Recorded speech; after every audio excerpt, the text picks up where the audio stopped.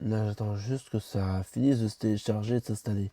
Les journées d'Axel sont rythmées par sa console de jeu et son ordinateur. À 28 ans, il n'a ni diplôme ni travail et vit encore chez ses parents. Autiste Asperger, il a été déscolarisé contre son gré à 12 ans. Depuis, il avance comme il peut. Même s'il ne souffre pas de déficience intellectuelle, il rencontre de nombreuses difficultés au quotidien.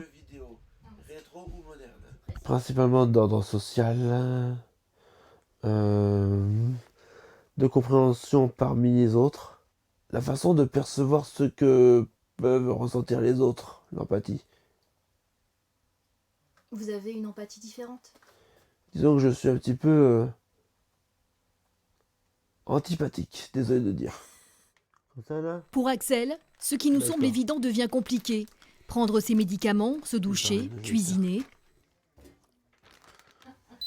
Ouais, faut juste que je me rappelle de combien de temps il faut me mettre pour le bac 2 déjà. Sa mère Hélène a arrêté de travailler pour s'occuper de lui et de ses 2 autres enfants, eux aussi autistes. Il faut répéter, répéter régulièrement, souvent, et surtout ne pas le stresser, surtout pas l'angoisser. Ils ont des comportements, des tics, des tocs voilà, qui font rire la société, si on peut dire comme ça.